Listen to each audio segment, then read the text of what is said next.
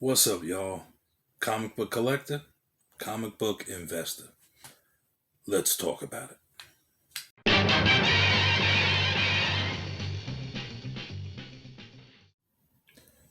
Good morning, good afternoon, and good evening. Welcome to From Heroes to Icons. I'm Jason. It's time for another rant. Today, I just want to talk about just comic book collecting and investment. Not so much on the investment side because I feel personally that every collector is not necessarily an investor. And every investor is not necessarily a comic book collector. They just an investor. Although they do tend to cross at times. I don't know, man. I don't know. I watch a lot of videos. I watch a lot of other people's stuff, and there's everybody talking money. And I guess it needs to be said because it's not said a whole lot, but everybody is not working with the same bread.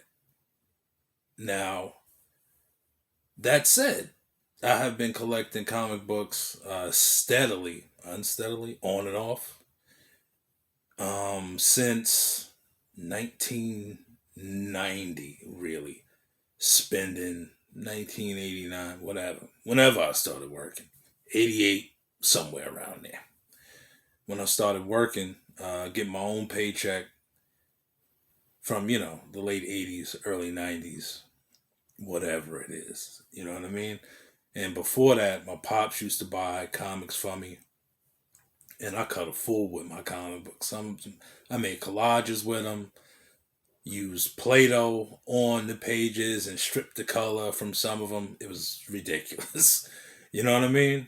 But as I really got into the comic book thing as a teenager and started purchasing my own books, I just bought books just because I was a superhero fanatic. And as I started to learn how to draw, pretty much teach myself how to draw, I really got into the art side of comic books or whatever. The stories and all of that was dope or whatever. I wasn't a very big back issue buyer. Then there wasn't a whole lot of education coming from the comic book owners, the shop owners that I purchased books from. And that's no fault of their own. You know what I mean? They there to make money. They're not there really to educate anybody on the ins and outs of comic books. But to me, they were just posters of superheroes and stuff like that. And throughout the years, you just learn to love your books. It becomes a hobby. It's a thing that becomes like a part of you. Video games, comic books, cartoons. It kind of rolls all in together there a little bit. But anyway, I have right now I have this CLZ app. I don't subscribe to a whole lot of different uh things that tell you about comic books and all of that. I just did that because at one time I was gonna just liquidate my collection, so I had to catalog it. So I ended up with CLZ. But right now, I think I'm roughly at like 15,400 and some change of comic books. And with that being said, I also don't have a lot of keys that a lot of cats my age do have because, to tell you the truth, a couple of years before my mom's passed, and when I first started like to sell off some of my collection, I didn't realize, and the truth be told, I didn't realize that these books were worth anything. Now it seems like every book is worth something, especially if it's tied into a cartoon, a video game, or a thematic movie or what have you. But everybody is not dealing with money like that, or everybody doesn't deal with their collection as money per se. And I was fortunate enough to grab two keys from someone in the comic book community, and they offered me like a pay it off, like a layaway plan. And I was able to accumulate, that money and give it to them. on a weekly or bi-weekly basis and pay that book off. A lot of YouTubers, per se, investors, don't allow you to pay those books off because they're using that money to purchase collections. They're using that money to purchase bigger books. They're using that money to have books in their collection slabbed to increase the value of that book or those books, in order to become a higher investment point. And this book here, The Dark Phoenix, X-Men 101, this is one of the books I was able to pay off. Not going to say who I always shout him out, but I'm going to leave that alone right now. But he allowed me to pay this book off, and I was able to get it for a good price. And the price of this slab, the book, he gave it to me at the time that people were trying to flip them on eBay for the same price I got this book for. That being said, I didn't get this book he had it slabbed. He didn't have it raw. So I have two reprints of this. I think a True Believers and the X-Men Classics version of this book. So if I want to read the book, I can read it. So I was able to purchase this book from him. Now that it is worth something, and when I say something, it's worth over $100. It is a decent, quote unquote, investment point.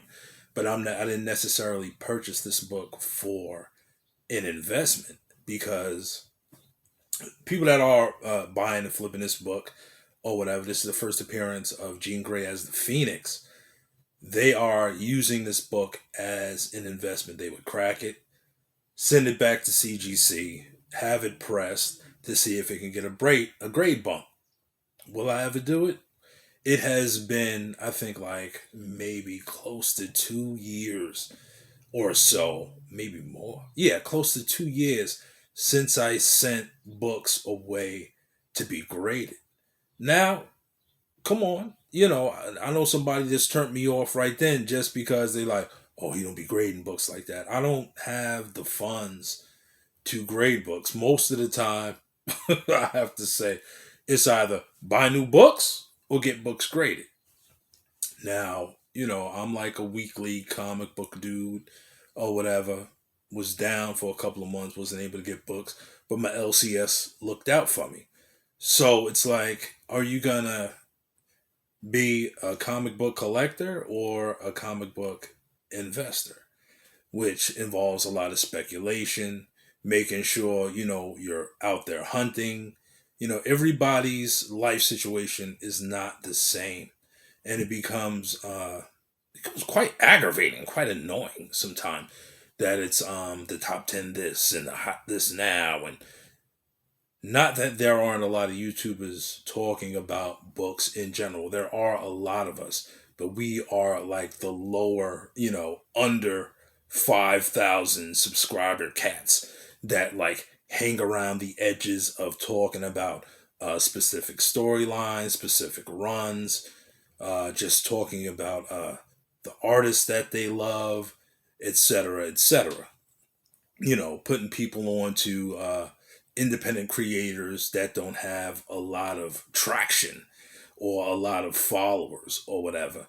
And it seems like to me that those that are like out there like that, I spoke about this, in my other video, the one percenters, the what I call the true investors of comic books. They're not really talking about that. They're not really giving, the poor comic book collector a shot at buying books. They're not, giving payment plans and stuff like that. Did I turn it? Oh, if y'all hear the phone ring, I didn't turn the ring off. But they don't really have a big shot at getting some of the books that are ended up keys. I had books, lost them. I don't know. You know what I mean? And now you're trying to get those books now. And they be like, oh, so why don't you sell them other books, to do that?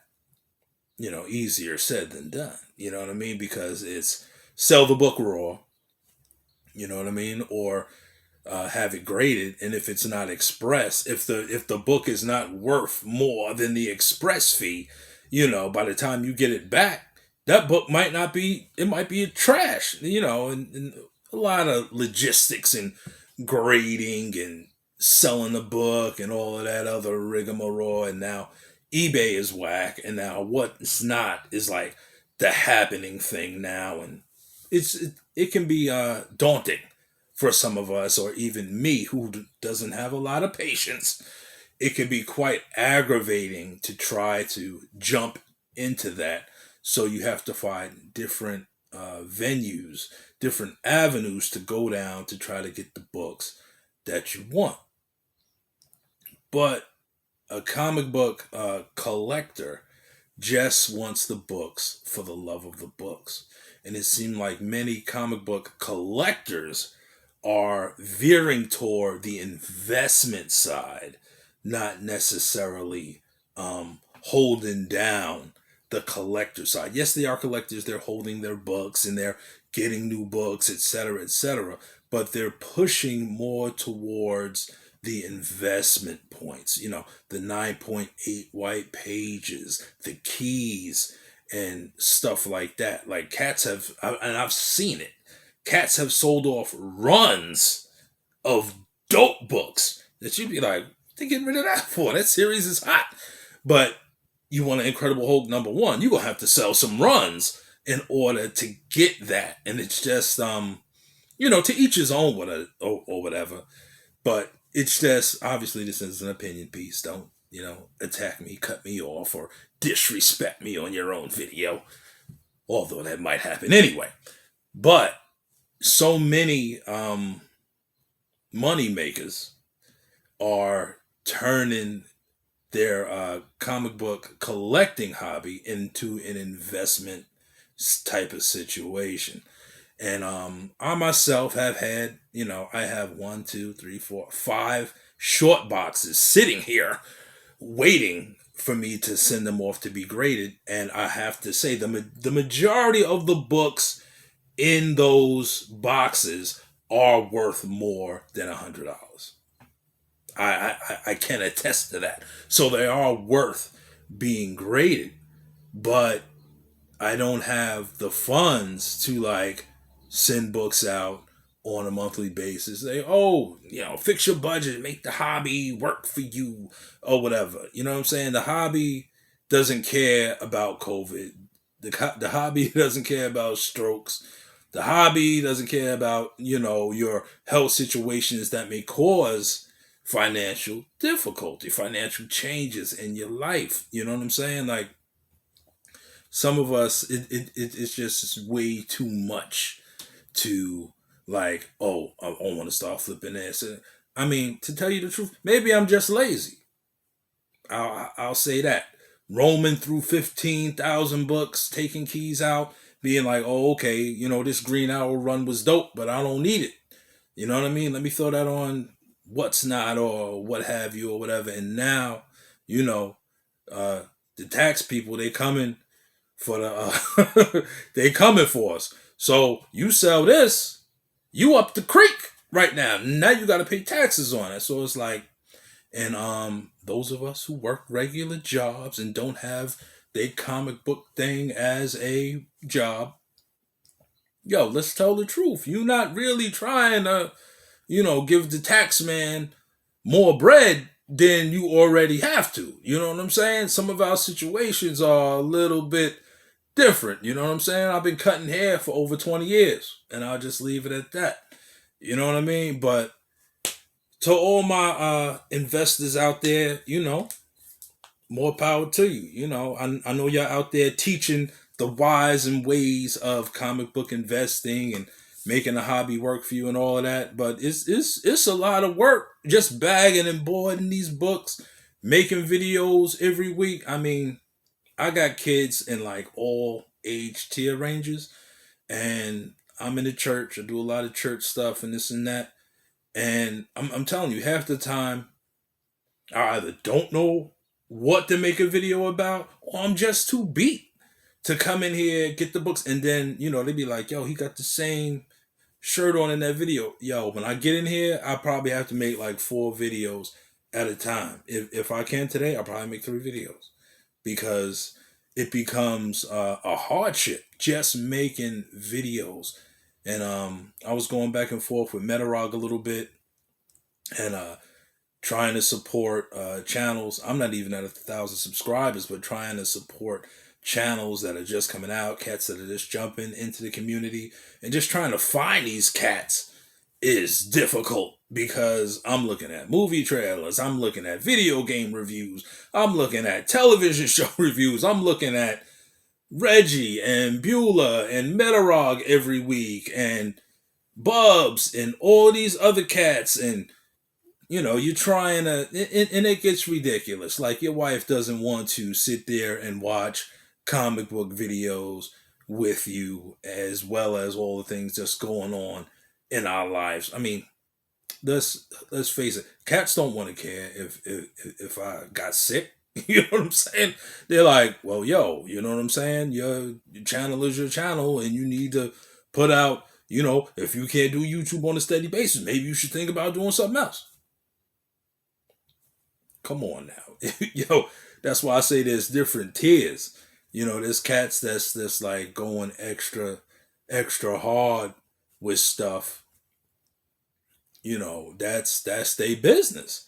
You know what I mean? But I'm here doing what I do, and it's just like, well, you're not putting out videos that cats want to see. Yo, to tell you the truth, the majority of cats that's out here is looking for that bread. That, and they looking for that money. You know what I mean? Cats want to talk about, oh, I love this and I love, but you don't really love it to love it. You love it because it's got that money, and that's good, because I'm just happy that I kind of stumbled upon the whole situation where, oh, okay, well, if I'm able to get these things slabbed, then they're worth a little something. And yes, some of the raw books that we have, well, the 25 books that I have that are raw, that are actually worth something, you know what I mean? You gotta be like a phenom in grading to make sure you get that money back. Really. Because if it's not graded, who can trust what you're saying? You know what I mean? Not unless you like Mr. Popular or whatever, and you have done the work that people can trust, what you say.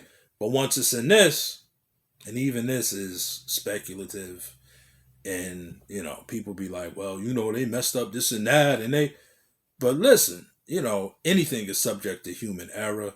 We all have our own opinions, our viewpoints. You know what I'm saying? Maybe the cat didn't have his glasses on last week.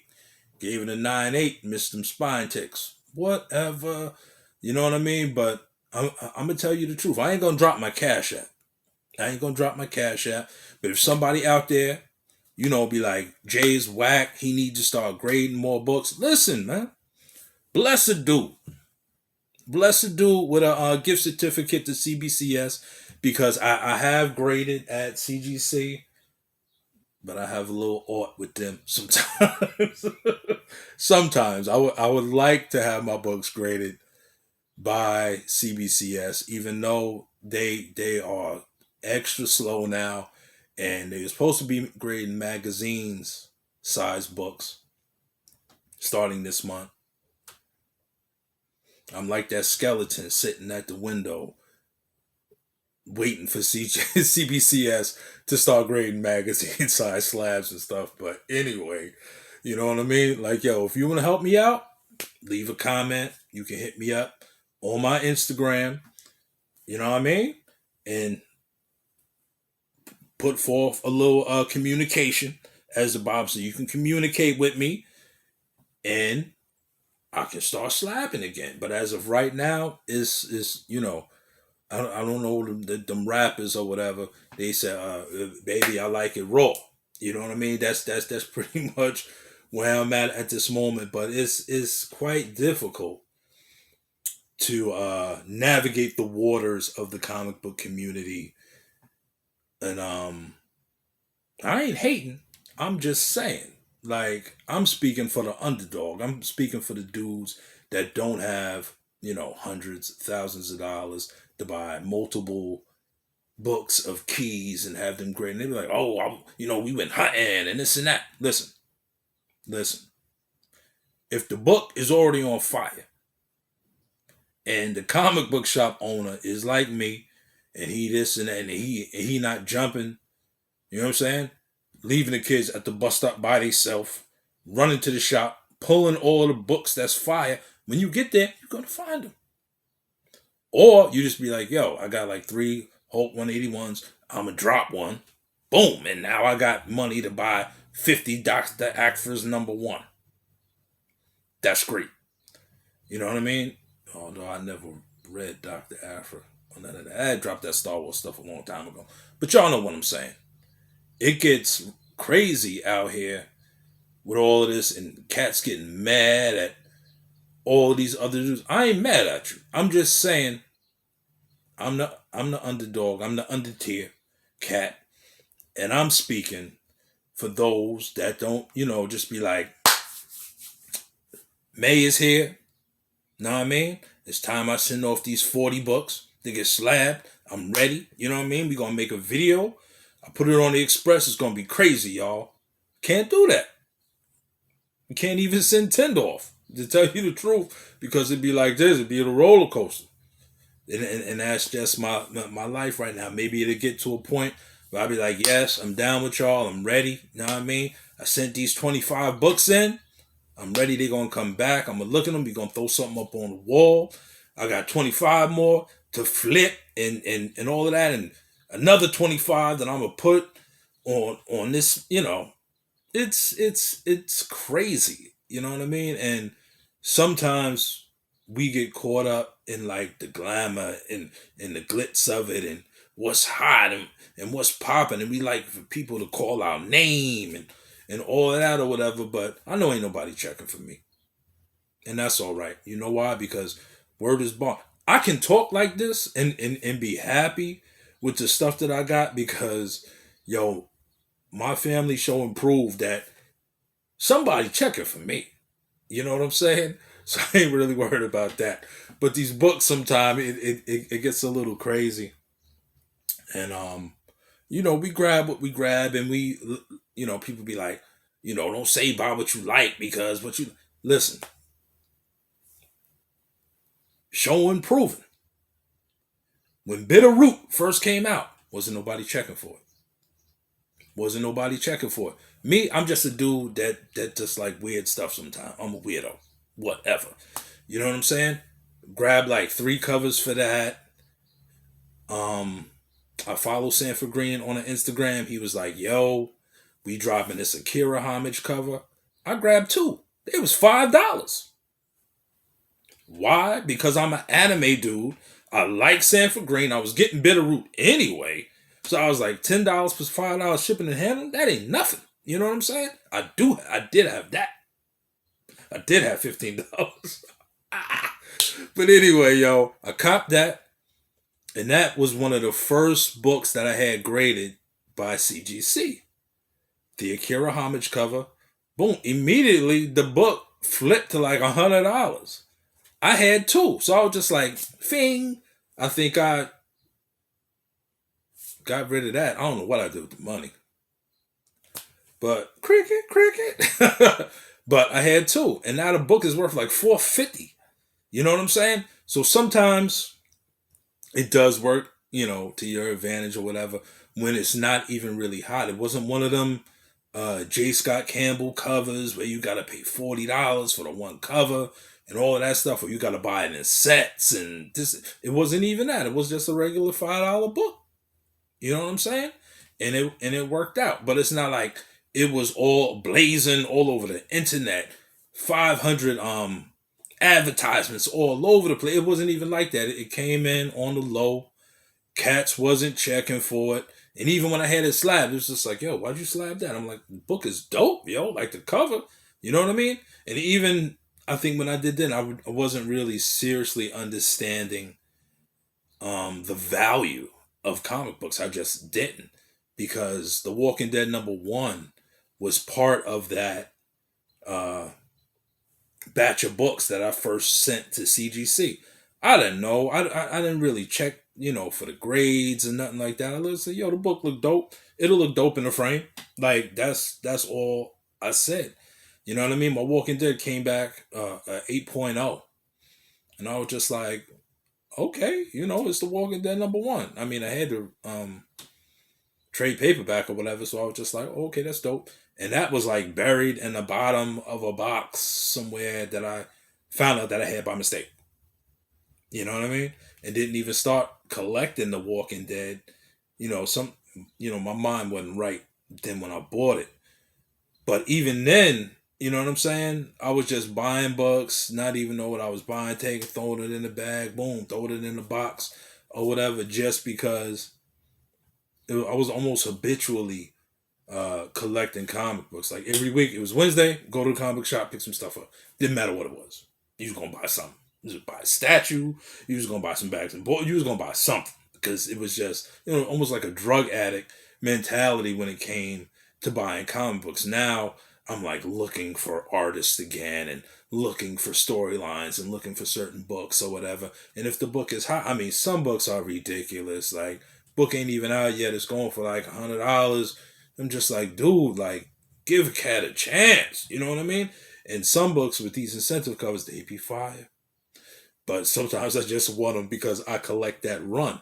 And then it's very difficult to try to get the extra cover or whatever because, you spend $75 at the LCS and then that incentive cover is $75. You'd be like, nah, hopefully I'll wait. Maybe somebody will drop it or something.